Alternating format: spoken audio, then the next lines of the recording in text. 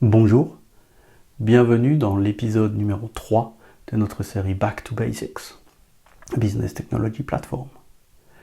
Aujourd'hui, après avoir vu les définitions des bases de données des différents systèmes, des différents types, après avoir vu SAP HANA, qu'est-ce que c'est, nous allons aborder les 3 sujets qui nous importent aujourd'hui, à savoir les 3 types autres de bases de données de SAP. Dans l'épisode précédent, nous avons appris ce qu'est SAP HANA et quelles sont ses capacités. Ceci dit, malgré toutes ses caractéristiques et sa puissance, il n'est malheureusement pas possible de répondre à tous les défis induits par la gestion des données modernes avec cette seule solution. La diversité des demandes, telles que la mobilité, la disponibilité 24 heures sur 24 et 7 jours sur 7, le processing d'énormes volumes de données ou la déstructuration des données, démontrent simplement que tout n'est pas possible avec une seule et même technologie. Même s'ils partagent des concepts de base communs, des moteurs de données spécialisés sont nécessaires pour couvrir tous ces besoins. En guise d'analogie, avec ma voiture personnelle, je peux utiliser la majorité des routes, mais je ne pourrai probablement pas aller sur des pistes de terre ou sur de la neige épaisse, ou si je devais simplement transporter des tonnes de matériel, j'utiliserais très probablement un camion qui est fait pour ça.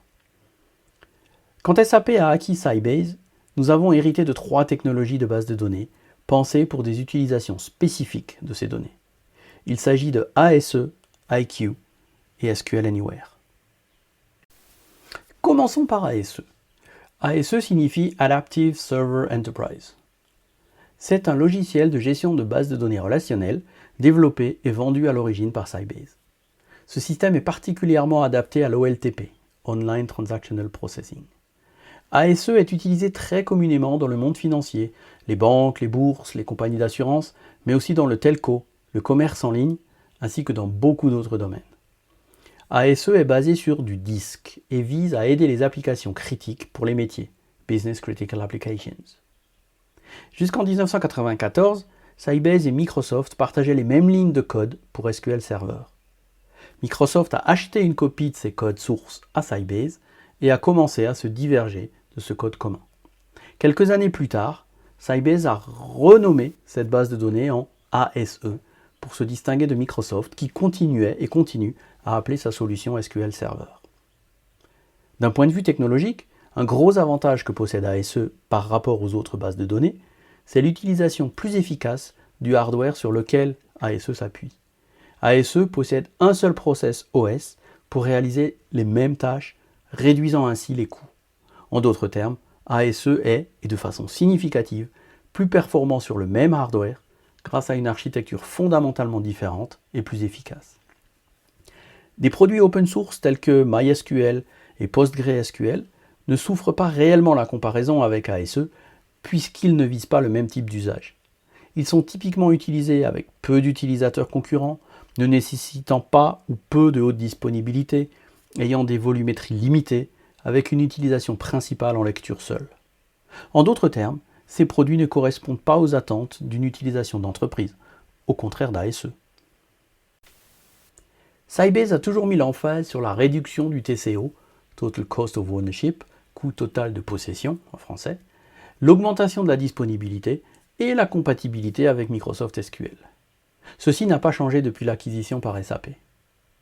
Pour ce qui concerne le TCO, il est reconnu par les administrateurs de bases de données, les DBA, connaissant les produits Sybase et les produits concurrents, qu'administrer, maintenir et opérer un environnement ASE est, et de façon significative, meilleur marché que pour un produit concurrent. Certains DBA disent qu'il est d'un facteur 5. Ce chiffre est peut-être dans la fourchette haute, mais il est indéniable que probablement la moitié seulement des DBA est nécessaire pour administrer un environnement ASE par rapport à un environnement concurrent. En 2008, ASE Cluster Edition a été mise sur le marché. Cette version d'ASE est dédiée au cluster de hardware afin de permettre une haute disponibilité encore meilleure et le management des charges avancées.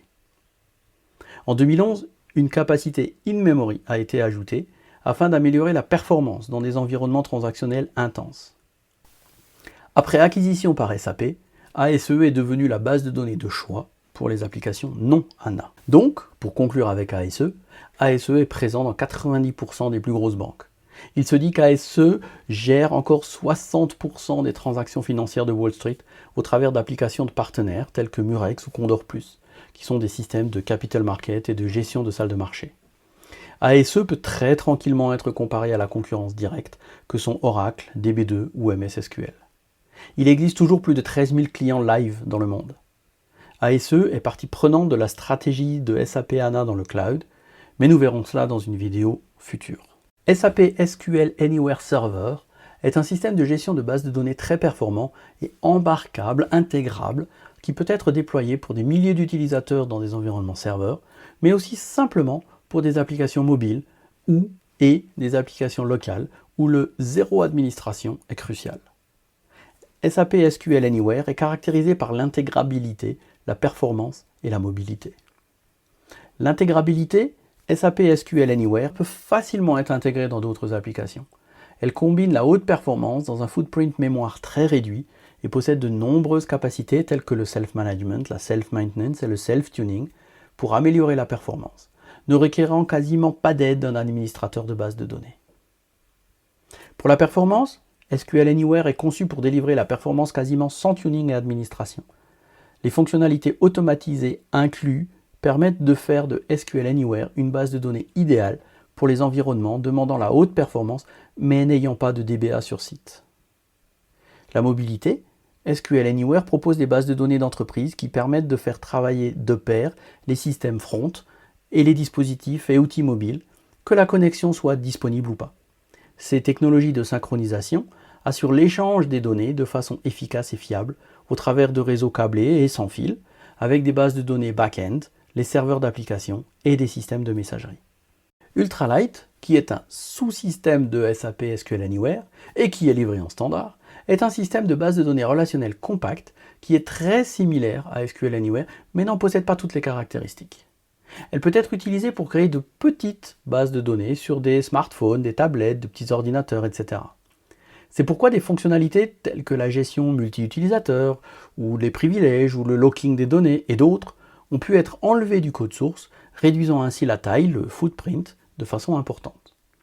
Ultralight comprend un client de synchronisation qui suit les changements dans les bases mobiles, échange les modifications avec la copie centralisée via le serveur Mobilink au travers du réseau. Ceci permet d'assurer la synchronisation permanente des données mobiles avec des données centrales et permet de reconstruire les données mobiles en cas de perte ou de destruction du device mobile par exemple. SQL Anywhere offre une grande variété d'options telles que la synchronisation, la réplication, le messaging et les technologies mobiles de web service. Lorsqu'une application modifie des données dans une base de données, ces modifications sont propagées vers toutes les bases de données autres qui sont synchronisées. Ces changements peuvent être propagés de différentes manières et au travers d'une grande variété de canaux, assurant des architectures applicatives flexibles tout en préservant l'intégrité des données. En résumé, SAP SQL Anywhere est un système de gestion de bases de données, un SGBD donc, complet, léger, conçu pour une maintenance minimale et focalisé sur un usage distant, mobile et embarqué. Ses capacités sophistiquées quant à la connexion, la synchronisation, la réplication aux bases de données d'entreprise sont optimisées pour des réseaux lents et non continus.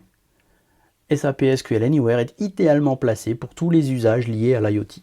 Si SAP ASE et SAP SQL Anywhere sont principalement orientés vers l'OLTP, Online Transactional Processing, SAP IQ est, au contraire, focalisé sur les systèmes décisionnels, Decision Support System, DSS en anglais.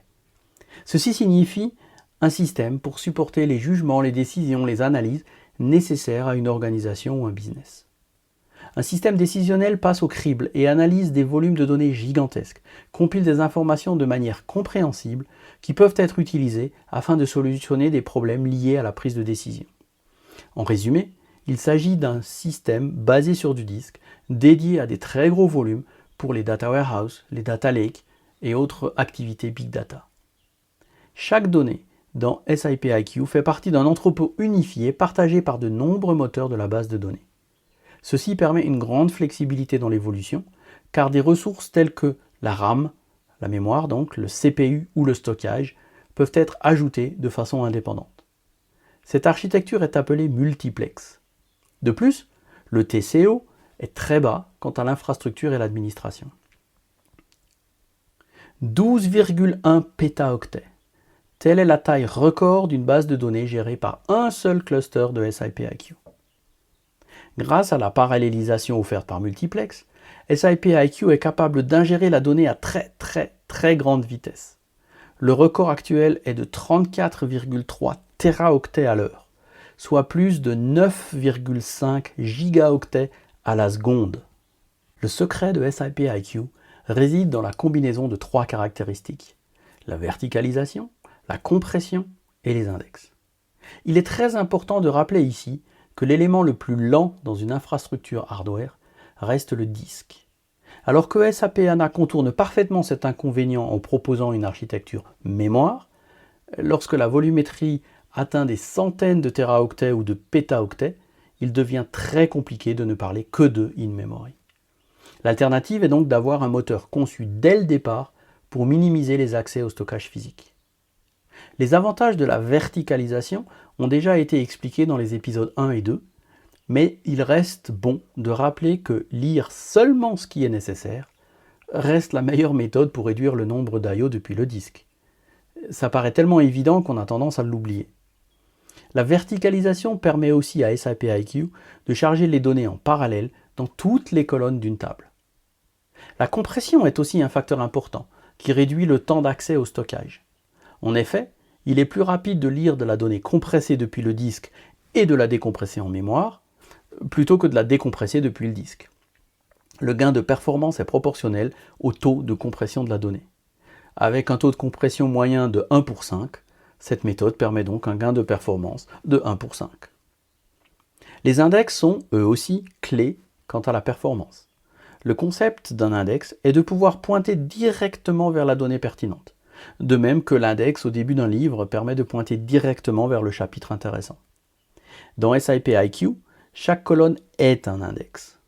Et contrairement aux bases de données traditionnelles, cet index, tous ces index, sont gérés automatiquement par le système.